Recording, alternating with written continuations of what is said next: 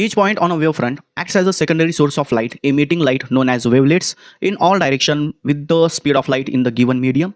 The new wavefront can be obtained by taking the envelope of these wavelets traveling in the forward direction only. The waves which are traveling in backward direction are ineffective. ये था Huygens principal जो हमने last lecture में study किया था। और इसके related अब जितने भी लाइट के फिनोमिनॉन है, for example reflection, refraction, polarisation, interference and diffraction, इन सभी को हमें डिटेल में स्टडी करना है। So hello everyone and welcome back to the channel. This is the third lecture of wave optics और आज हम हाइजेन प्रिंसिपल का यूज़ करके रिफ्लेक्शन और रिफ्रैक्शन इन दो टॉपिक्स को डिटेल में स्टडी करेंगे। तो चलिए शुरू करते हैं सबसे पहले रिफ्लेक्शन से। Reflection at plane reflecting surface, ये टॉपिक बोर्ड एग्जाम के अंदर 3 मार्क्स के लिए पूछा जाता है। इंपॉर्टेंट टॉपिक है, थोड़ा सा इसके अंदर मैथमेटिकल फॉर्म जो है वो ज़्यादा है। सो अच्छी तरह से समझ लो, एक बार आप लोगों को समझ में आ गया इसकी डायग्राम तो इजीली आप इसे एग्जाम में लिख सकते हो। तो इसके लिए सबसे पहले हमें लॉज ऑफ रिफ्लेक्शन पता होने चाहिए। 2 लॉज होते हैं, पहला थ्योरेटिकल है, incident ray, reflected ray and normal, all 3 lies in a same plane. और जो दूसरा है वो मैथमेटिकल है, that is angle of incidence equals to angle of reflection. इसे हमें बस प्रूव करना है। उसके लिए हम सबसे पहले यहाँ पर एक डायग्राम ड्रॉ करेंगे। डायग्राम के अंदर यहाँ पर जो सबसे पहली चीज़ हमें कंसीडर करनी है वो है एक प्लेन रिफ्लेक्टिंग सरफेस। इसे हम नाम देंगे MN। ये जो नीचे की साइड है वो सिल्वर्ड है, रिफ्लेक्शन बस ऊपर की तरफ होगा। और जो हमने कंसीडर किया है MN वो क्या होगा यहाँ पर, reflecting surface, plane reflecting surface, reflecting surface.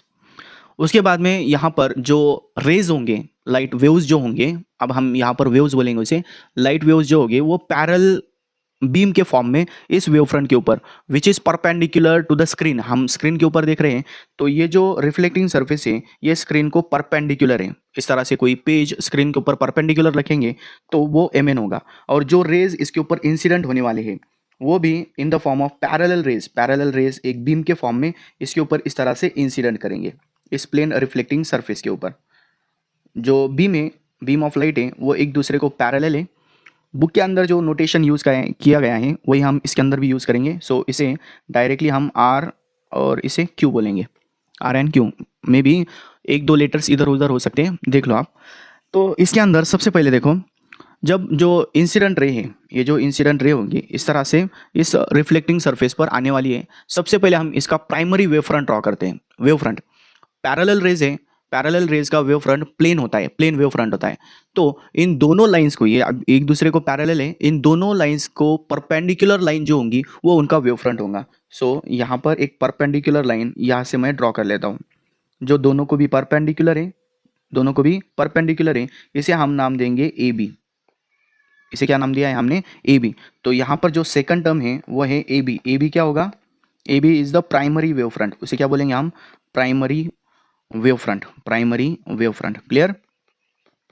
उसके बाद में अब यहाँ पर एग्जैक्टली क्या होने वाला है, जो पहली रे है RA वो रिफ्लेक्टिंग सरफेस पर आ चुकी है, यहाँ पर वो आ चुकी है। बट जो QB है वो रिफ्लेक्टिंग सरफेस पर आना बाकी है। अब यहाँ से यहाँ तक, यहाँ से यहाँ तक मतलब यहाँ B to C ये इतना डिस्टेंस ट्रैवल करेंगे। फॉर एग्जाम्पल यहाँ पर अगर लाइट का स्पीड V है, टाइम T के अंदर वो जितना डिस्टेंस कवर करेंगी वो होगा VT। कितना होगा वो, VT। यहाँ पर हमने क्या किया है, बस simple formula, speed equals to distance upon time use किया है। So distance will be equals to speed into time, time के लिए हमने कैपिटल T यूज़ किया है। तो B to C इतना जो डिस्टेंस है जिसे हमने VT बताया है, उतने टाइम के अंदर, T इतने टाइम के अंदर जो वेव यहाँ A पर आ चुकी है वो रिफ्लेक्शन के लिए रेडी है। मतलब ये जो पॉइंट है A पॉइंट, ये A पॉइंट के ऊपर हमें ऐसा कंसीडर करना होगा by using Huygens principle, A and B, these 2 points will be the secondary source of light। A और B क्या हो गए, secondary source of light, emitting light in forward direction, जो फॉरवर्ड डायरेक्शन के अंदर लाइट इमिट करने वाले known as wavelets. तो जितना ये यहाँ पर BC डिस्टेंस है उतने ही डिस्टेंस ये यहाँ पर कवर करेंगी, क्योंकि B से निकल कर वो C की तरफ, B के ऊपर एक सेकेंडरी सोर्स है वो C तक जाने वाला है, A से निकल कर वो रिफ्लेक्शन के लिए रेडी है। सो उसके लिए हम यहाँ पर सबसे पहले एक नॉर्मल ड्रॉ कर लेते हैं। इस तरह से इस सरफेस के ऊपर एक नॉर्मल होगी। ये जो पॉइंट होगा यहाँ पर, जो पॉइंट P है AP, तो हमने नेक्स्ट पॉइंट क्या कंसीडर किया इसके अंदर, AP। AP क्या है, AP is normal to the reflecting surface, normal है यहाँ पर, ठीक है। इसके ऊपर से हमें एंगल ऑफ इंसिडेंस भी मिल जाएगा, इतना एंगल ऑफ इंसिडेंस I। यहाँ पर BC ये जो डिस्टेंस ट्रैवल हुआ है, जिसको हम VT इतना बता रहे हैं, उतने ही टाइम के अंदर, T इतने टाइम के अंदर A से लाइट निकल कर रिफ्लेक्ट होने वाले हैं। मतलब यहाँ से जो लाइट है, लाइट इस तरह से आगे की तरफ जाने वाली है, यहाँ से शुरू होगी और वो रिफ्लेक्ट होगी इसी मीडियम के अंदर, इसी मीडियम के अंदर वो रिफ्लेक्ट होंगी। यहाँ से C से निकल कर बाद में, अभी नहीं, बाद में ये रे ऑफ लाइट इस तरह से रिफ्लेक्ट होगी, ये रिफ्लेक्टेड रे होंगी। नॉर्मल और रिफ्लेक्टेड रे के अंदर जो एंगल होगा, यहाँ पर एंगल ऑफ रिफ्लेक्शन होगा। बट हम यहाँ पर फिर से उसी पॉइंट के ऊपर आ जाते हैं। B to C ये जो डिस्टेंस है, B पॉइंट के ऊपर एक सेकेंडरी सोर्स है और वो VT इतना डिस्टेंस कवर कर रहा है, तो A के ऊपर भी एक तरह का, क्योंकि ये भी वेव फ्रंट का पार्ट है, तो A के ऊपर भी एक सेकेंडरी सोर्स ऑफ लाइट है जो लाइट इमिट करने वाला है, जो इस डायरेक्शन के अंदर, क्योंकि आगे जाने के लिए जगह नहीं है, तो उसी मीडियम के अंदर रिटर्न जाएगा। तो यहाँ से जो हेमिस्फीयर होगा, इस तरह से हमें इतने ही डिस्टेंस का एग्जैक्टली यहाँ पर एक स्फीयर ड्रॉ करना होगा। स्फीयर का हम इतना पार्ट कंसीडर करेंगे, इतना पार्ट का यहाँ पर ऑल डायरेक्शन के अंदर, मतलब ये जो A पॉइंट है, A पॉइंट से इस तरह से ऑल डायरेक्शन के अंदर इतना जो हेमिस्फीयर होगा, वहाँ तक वो लाइट इमिट होने वाली है। सो ये जो पॉइंट होगा उसे हम E कंसीडर करेंगे, और ये भी डिस्टेंस कितना होगा, जितना यहाँ पर VT है उतना ही है। मतलब हम यहाँ पर फर्स्ट क्या कंसीडर करने वाले हैं, AE, और दूसरा डिस्टेंस क्या था, BC। इन दोनों की वैल्यू कितनी है, VT, दोनों की वैल्यू यहाँ VT है।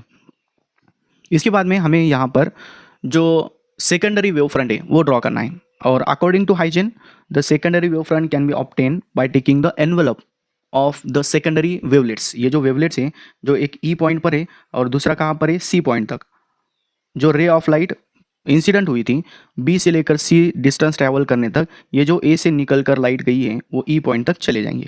तो ये जो EC हमने ड्रॉ किया है, नेक्स्ट जो हमने पॉइंट लिया है EC, this EC is secondary wave front. इसे हम क्या बोल सकते हैं, सेकेंडरी वेव फ्रंट, दूसरे नंबर का wave front, new wave front होगा ये। ओके, अब यहाँ पर डायग्राम जो है वो नियरली कंप्लीट हो चुकी है। यहाँ पर अब हम डेरिवेशन की शुरुआत कर सकते हैं। उसके लिए सबसे पहले यहाँ पर कुछ परपेंडिकुलर्स देखने हैं हमें।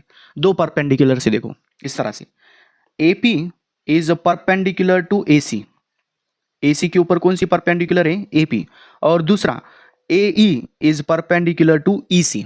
दो परपेंडिकुलर से मतलब कौन कौन से है, पहला हम देखेंगे यहाँ पर AP, हियर AP एंड दूसरी कौन सी लेनी है, AP एंड दूसरी है AE आर परपेंडिकुलर टू किसके ऊपर परपेंडिकुलर है, AP परपेंडिकुलर है AC, और दूसरा जो है AE is perpendicular to EC respectively.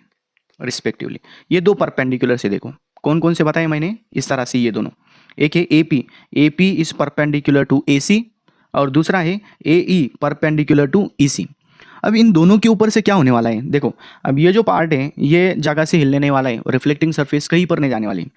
But अगर मैं ये जो डिस्टेंस है इस डिस्टेंस को कम करूंगा, मतलब ये हमें यहाँ पर क्या करना है, ये जो पार्ट है इसे फिक्स रखना है, और इसे मैं अगर इस लाइन को इस तरफ लेकर आता हूँ, इस लाइन को इस तरफ अगर मैं लेकर आता हूँ, तो ये जो यहाँ पर एंगल होगा वही एंगल कहाँ पर होने वाला है, यहाँ पर होने वाला है। ठीक है, देखो आप क्या बोल रहा हूँ मैं, तो ये जो AP है इसको परपेंडिकुलर है, AE इसको परपेंडिकुलर है। तो अगर ये रेड लाइन है, रेड लाइन को मैं अगर डिस्टर्ब नहीं करूँगा और उसे मैं नीचे की तरफ लेकर आता हूँ, देखेंगे भी हम इस तरह से, उसे अगर मैं इस तरह से नीचे की तरफ लेकर आता हूँ, तो एंगल कहाँ का चेंज होने वाला है, इस तरह से ये जो एंगल होगा दोनों के बीच में, ये जो एंगल है ये एंगल चेंज होने वाला है।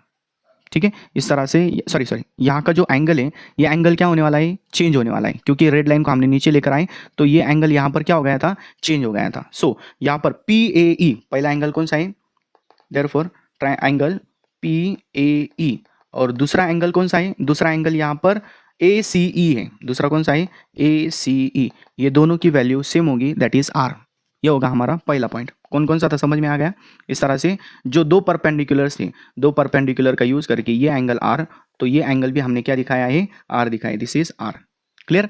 उसके बाद में अब यहाँ पर दूसरा एक पॉइंट हम कंसीडर करेंगे। दूसरा पॉइंट कौन सा, कि और फिर से दो परपेंडिकुलर्स कौन कौन से, अल्सो देखो अब दो परपेंडिकुलर कौन से हैं, ये जो पहला है AP is perpendicular to AC है, ये पहले से था। ठीक है, और दूसरा कौन सा है, ये RA किसको परपेंडिकुलर है, AB। Are a perpendicular to A B. So A P and A R दो दिखाएंगे, हाँ, A P and A R are perpendicular to किसे परपेंडिकुलर है, वो दो परपेंडिकुलर, हाँ, पहला किसको परपेंडिकुलर है, ए पी किसको परपेंडिकुलर है, ए सी, और आर ए किसको परपेंडिकुलर है, A B. So A C and A B आ जाएंगे, perpendicular to A C and A B respectively.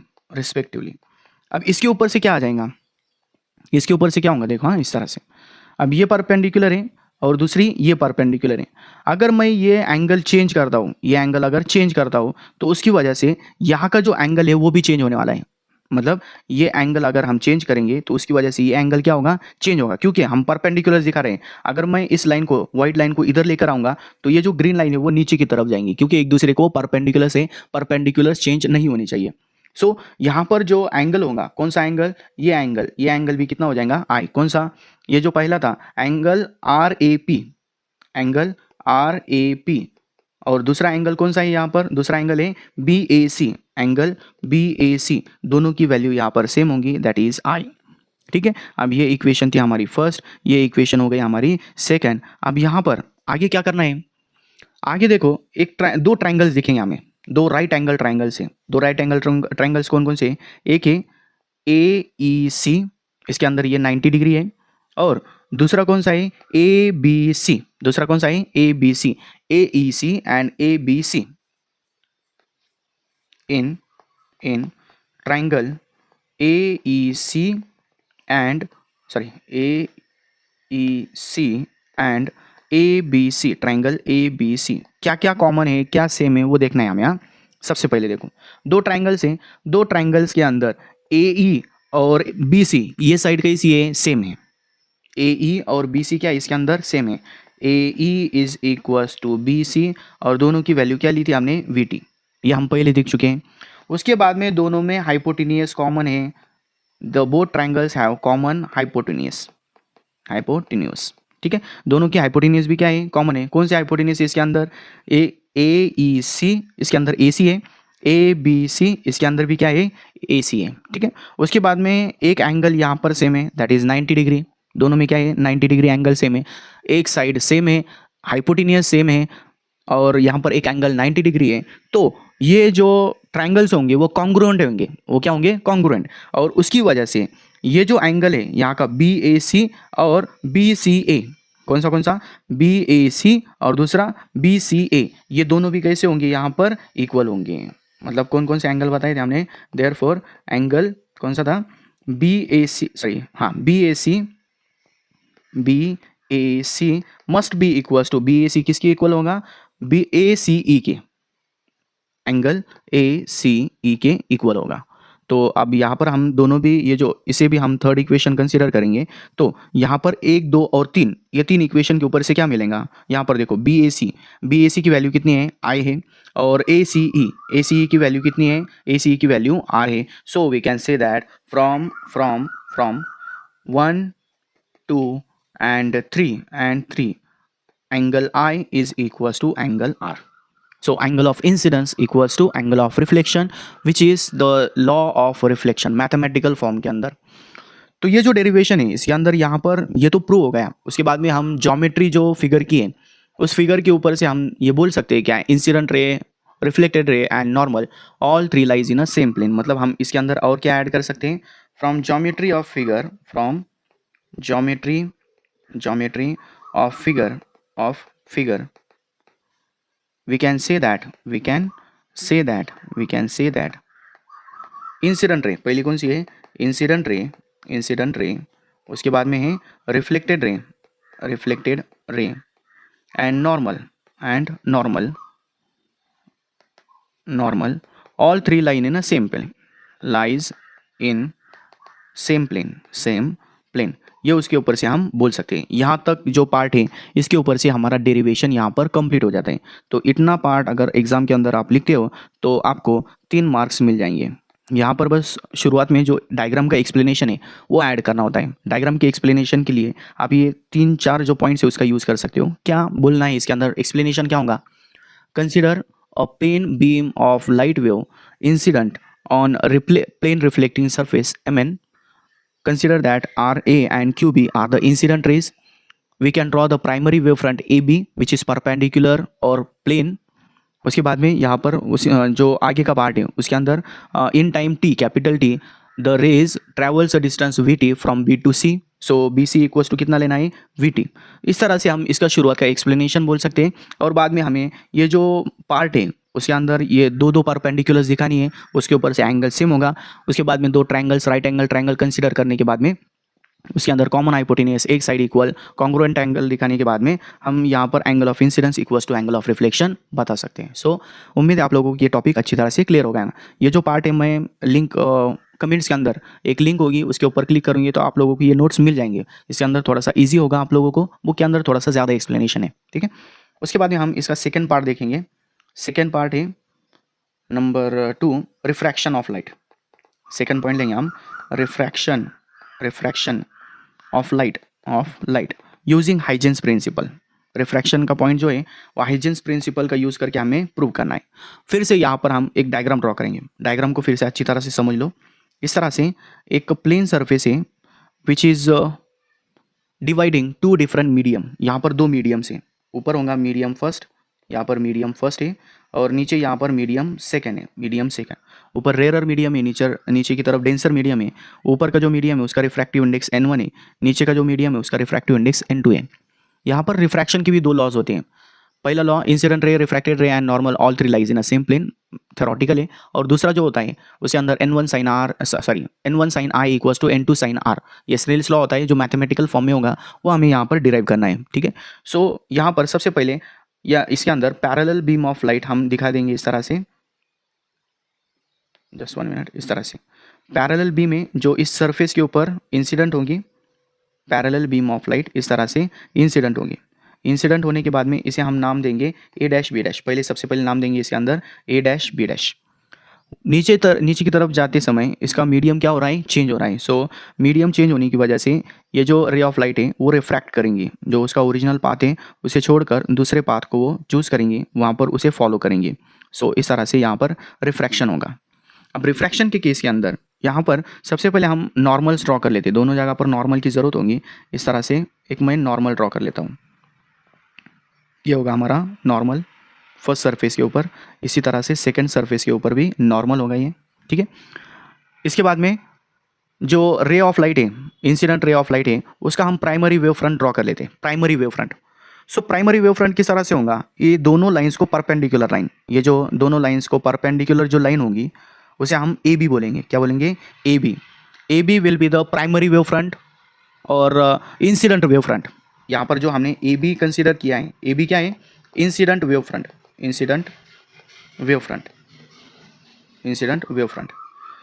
उसके बाद में यहाँ पर हम देख सकते हैं ये एंगल तो यहाँ पर 90 डिग्री होगा.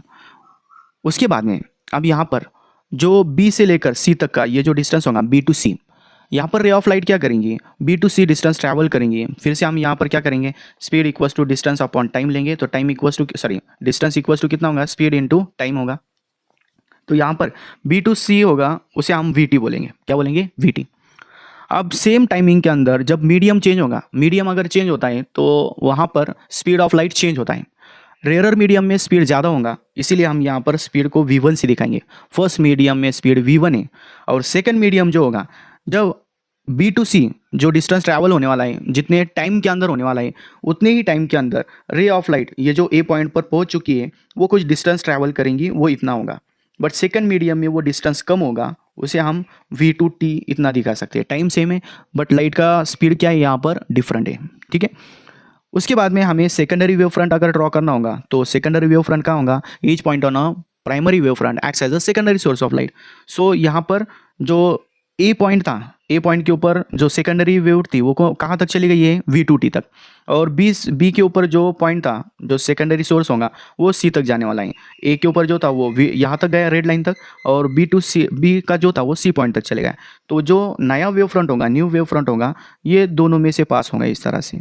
This will be the envelope of the secondary wavelets. ये जो वेवलेट्स है उसका वेव फ्रंट होगा. ठीक है, तो इसे हम यहाँ पर ये जो पॉइंट है इसे D कंसीडर करेंगे. DC क्या हो गया हमारा, सेकेंडरी वेव फ्रंट हो गया या न्यू वेव फ्रंट हो गया. अब यहाँ पर फिर से एंगल्स की तरफ आते हैं. तो एंगल में सबसे पहले यहाँ पर ये जो नॉर्मल और इंसिडेंट रे के बीच में वो होगा एंगल ऑफ इंसिडेंस, नॉर्मल और रिफ्रैक्टेड रे के अंदर जो होगा वो होगा एंगल ऑफ रिफ्रैक्शन आर। फिर से दो परपेंडिकुलर्स दिखाने, कौन से, A dash A perpendicular to A B, and यहाँ पर पी पॉइंट दिखाएंगे, इसे पी पॉइंट दिखा देते इसे, हाँ, A P is perpendicular to A C, मतलब कौन कौन सा, A dash A perpendicular to, किसे परपेंडिकुलर है वो, ए सी को, एंड दूसरा कौन सा है यहाँ पर, दूसरा कौन सा परपेंडिकुलर दिखाना है, A P perpendicular to A C, ये पॉइंट आ गया। तो ये जो दो परपेंडिकुलर्स हैं, ये जो दो परपेंडिकुलर्स हैं, इनके ऊपर से हमें क्या समझ में आने वाला है, यहाँ पर ये अगर ये एंगल अगर चेंज होगा तो कौन सा एंगल चेंज होने वाला है, ये व्हाइट लाइन को अगर हम P की तरफ लेकर जाते हैं, व्हाइट लाइन को हम P की तरफ लेकर जाते हैं, तो कौन सा डिस्टेंस चेंज होने वाला है, यहाँ पर कौन सा डिस्टेंस चेंज होगा, यहाँ पर ये जो डिस्टेंस है या ये एंगल जो है वो क्या होने वाला है, चेंज होने वाला है। व्हाइट लाइन इधर आ गई तो ये ग्रीन लाइन नीचे की तरफ आएंगी, जिसकी वजह से ये एंगल क्या होगा, चेंज होगा। So we can say that angle A dash A P will be equals to angle B A C, और उसकी वैल्यू होगी आई, क्या वैल्यू होगी उसकी, आई, मतलब ये आई था तो ये भी कितना हो जाएगा, आई हो जाएगा। सिमिलरली सेकंड के अंदर दो यहाँ पर परपेंडिकुलर्स है, दो परपेंडिकुलर्स कौन कौन से हैं, पहला परपेंडिकुलर इसे भी हम पी डैश बोलेंगे, पहला परपेंडिकुलर कौन सा है, A P dash is perpendicular to A C, और दूसरा कौन सा है, एंड दूसरा परपेंडिकुलर कौन सा है, A D is perpendicular to D C, और सी डी जो होगा वो दोनों में से डी सी या सी डी दोनों भी ले सकते हैं। तो इसकी वजह से क्या होगा, अगर इस रेड लाइन को मैं इस तरफ लेकर आता हूँ, ये डिस्टेंस चेंज नहीं होना चाहिए, और इसे मैं इधर की तरफ लेकर आता हूँ, तो ये जो एंगल है ये क्या होने वाला है, चेंज होने वाला है। So we can say that angle P dash A C is equals to angle कौन सा है, ए सी डी, और दोनों की वैल्यू यहाँ पर क्या होगी, आर, क्योंकि ये आर है तो ये एंगल जो होगा वो भी क्या होगा, आर होगा। क्लियर, इस तरह से दो परपेंडिकुलर्स यहाँ पर भी दिखाने हैं, उसी वजह से दो एंगल्स यहाँ पर सेम होंगे। नेक्स्ट हम चलते हैं साइन की तरफ, ट्रिग्नोमेट्रिक फंक्शन हमें यूज करना है। कौन सा ट्रिग्नोमेट्रिक फंक्शन, एकदम इजी पार्ट है। नाउ साइन आई अगर हम करते हैं, क्या करना है, साइन आई ऊपर, और दूसरा करते हैं साइन आर, दो करना है इसके अंदर, साइन आई और साइन आर। साइन आई अगर करते हैं, साइन मतलब क्या, अपोजिट अपॉन हाइपोटेन्यूस, अपोजिट क्या है, B C, divided by hypotenuse क्या है, ए सी। सो यहाँ पर क्या आ जाएगा, साइन आई की value B C upon A सी। उसके बाद में साइन आर, इसके अंदर भी क्या होगा, अपोजिट अपॉन हाइपोटेन्यूस, अपोजिट है ए डी और हाइपोटेन्यूस है A C, so this will be A D upon A C, ये आ गया। तो यहाँ पर बी सी की अगर हम दोनों का रेशियो लेते हैं, क्या लेना है, now sine I upon sine r, sine i की वैल्यू कितनी है, B C upon A C, and divided by sine r की वैल्यू कितनी है, ए डी अपॉन ए सी, दोनों के अंदर ए सी कैंसिल हो गया, ऊपर है बी सी अपॉन नीचे है ए डी। अब बी सी और ए डी की वैल्यू कितनी है, बी सी की वैल्यू है V1t और ए डी की वैल्यू है V2t, ये वैल्यूज हम पुट कर सकते हैं, V1t and V2t। So sine I upon sine R is equals to, ऊपर है V1t डिवाइडेड बाय V2t, तो यहाँ पर टी कैंसिल हो गया, ऊपर हो गया V1, नीचे आ गया V2। अब इसे हम कैसे लिख सकते हैं, देखो इस तरह से, ऊपर होगा 1 upon V2 upon 1 upon V1, इस तरह से भी लिख सकते हैं। इसका बस हमें इन्वर्स करना है, क्या होगा देखो इसके अंदर, बस यहाँ पर जो V1 है, इस V1 को अगर हम 1 अपॉन V1 करते हैं तो V1 ऊपर आने के बाद में मल्टीप्लाई होगा। सो यहाँ पर नीचे की तरफ 1 अपॉन V1, तो इसी तरह से 1 अपॉन V2 अगर करेंगे तो नीचे आने के बाद में डिवाइड हो जाएगा। ठीक है, सो इसके अंदर बस हमें एडजस्टमेंट करनी है। नेक्स्ट एडजस्टमेंट के अंदर इसे C से डिवाइड एंड मल्टीप्लाई करना है, C से डिवाइड एंड मल्टीप्लाई का ऊपर आ गया C अपॉन V2 और डिवाइड का नीचे आ गया C अपॉन V1। बट हमें एक फॉर्मूला, अभी हमने ये क्यों किया है, क्योंकि हमें C अपॉन V की वैल्यू पता होती है, वो है n, refractive index, the ratio of speed of light in the vacuum to the speed of light in medium, उसकी वैल्यू n होगी। ऊपर V2 है मतलब n2 आ जाएगा। सो यहाँ पर क्या होगा, sine I upon sine R is equals to, ऊपर है n2 डिवाइडेड बाय n1, अगर हम क्रॉस मल्टीप्लीकेशन करते हैं तो क्या मिलेगा हमें, n1 sine I is equals to n2 sine R, this is Snell's law. ये क्या है, स्नेल्स लॉ है, जो रिफ्रैक्शन के अंदर होता है। कहाँ पर होता है वो, रिफ्रैक्शन के अंदर। सो यहाँ पर हमने जो मैथमेटिकल फॉर्म है वो क्लियर कर लिया है। अब यहाँ पर इस डायग्राम के ऊपर से हम समझ सकते हैं कि जो N1 और N2 है इसकी वैल्यूज़ के ऊपर, इसके वैल्यूज़ के अकॉर्डिंग ये जो एंगल्स है वो क्या होने वाले हैं, चेंज होने वाले हैं। अगर यहाँ पर ray of light rarer medium से डेंसर मीडियम की तरफ जाएंगे, रेयरर टू डेंसर, तो रे ऑफ लाइट जो होंगी रिफ्रैक्ट होने के बाद में टूवर्ड्स द नॉर्मल शिफ्ट होंगी। ये उसका ओरिजिनल पाथ था, बट इसे छोड़कर वो टूवर्ड्स द नॉर्मल जाएंगी। और अगर डेंसर टू रेयरर की तरफ जाएंगी तो रे ऑफ लाइट जो होंगी वो उसके ओरिजिनल पाथ से नॉर्मल की तरफ से दूर जाने वाली है। It will move away from the normal. इस तरह से हम डायग्राम के ऊपर से बोल सकते हैं। तो उम्मीद है आप लोगों को ये दोनों भी टॉपिक्स रिफ्लेक्शन और रिफ्रैक्शन क्लियर हो गया होगा। अगर कोई डाउट होगा तो कमेंट्स के अंदर आप मुझे पूछ सकते हो, मैं आप लोगों को रिप्लाई कर दूंगा। इसके जो नोट्स होंगे वो भी मैं आप लोगों को कमेंट सेक्शन के अंदर जो लिंक के फॉर्म में वो दे दूंगा, आप वहाँ से डाउनलोड कर सकते हो। तो मिलते हैं नेक्स्ट वीडियो में, तब तक के लिए पढ़ाई करते रहिए। Thank you so much.